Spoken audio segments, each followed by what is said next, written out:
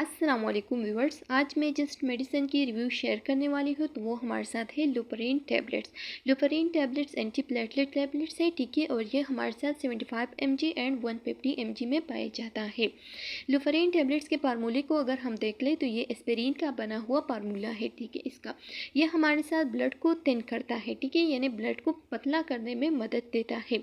जब भी हमारे साथ ब्लड जो है ना वो गाढ़ा हो जाता है, ठीक है, तो इसकी वजह से बहुत सारे डिजीज़ की चांसेस हो सकती है, जैसे कि हार्ट डिजीज़ हो गए, ठीक है। हार्ट की जो वाल्स होते हैं वो तंग होना, हार्ट अटैक होना, फालज होना, जिस्म पे धब्बे बन जाना, ठीक है, जिसको हम एंजाइना पेन, जो कि हमारे साथ हार्ट की फैन होती है, ठीक है, हार्ट अटैक की चांसेस हो सकती है।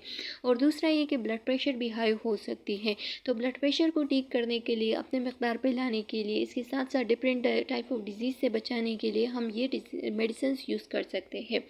लेकिन इससे इससे ये बात जो है ना आप लोगों के जहन में आ जाएगा कि एस्पिरिन भी टैबलेट्स है, तो इसके फार्मूले में लुपरीन क्यों आ गया। तो जब भी हमारे साथ प्रेगनेंसी होती है, तो ड्यूरिंग प्रेगनेंसी जब भी मोटापा आ जाता है ज़्यादा, ठीक है, या टाइम से पहले बच्चे का पैदा होना, डिलीवरी का चांसेस हो जाते हैं, ठीक है, या जो है ना बीपी का हाई होना, ये सब अगर हो जाए तो उस दौरान जो है ना ज़्यादातर लुपरीन टैबलेट सेफ है, वो दे सकते हैं, ठीक है, पेशेंट को, प्रेगनेंसी के पेशेंट को, ठीक है।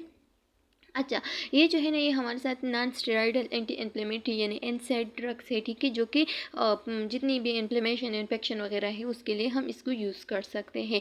दूसरा बात आप लोगों ने ये याद रखना है कि अगर इसकी डोज की हम बात करें तो डोज जो है ना ये हम बालकों के लिए जो हमारे साथ एडल्ट होते हैं, जो कि टीन एज से अबव होते हैं, तो उसको 75 mg रोज़ाना एक टेबलेट्स लेना चाहिए, ठीक है। और अगर हमारे साथ 17 एज से कम है तो उस दौरान हम इसकी यूज़ नहीं करते, ठीक है। ये बहुत कम जो है ना 17 एज से कम पेशेंट्स को दिए जाते हैं, वो भी डॉक्टर के हिदायत के मुताबिक उसकी किसी भी जो डिज़ीज़ वगैरह है उसके लिए दिए जाते हैं।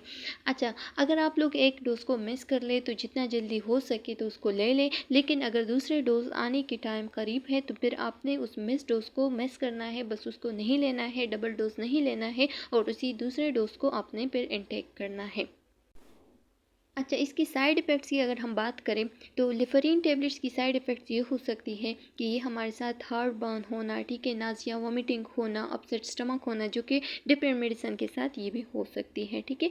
तो हर एक मेडिसिन को डॉक्टर की हिदायत के मुताबिक लेना चाहिए, ठीक है, जो भी आपको प्रिस्क्राइब करे। अगर आपको कोई डिजीज़ हो, जैसे कि इसके साथ साथ अगर कोई डायबिटीज़ वगैरह हो, ठीक है, या जो है ना आपको कोई अनदर टाइप ऑफ डिजीज़ हो, जैसे कि जो हाइपोथायराइडिज्म वगैरह हो गया, तो फिर आपने डॉक्टर की हिदायत के मुताबिक ही यूज़ करना है। हर एक मेडिसिन को डॉक्टर की हिदायत के मुताबिक यूज़ करें, बच्चों के पूंछ से दूर रखें। नेक्स्ट वीडियो में मिलते हैं, तब तक के लिए अल्लाह हाफ़िज़।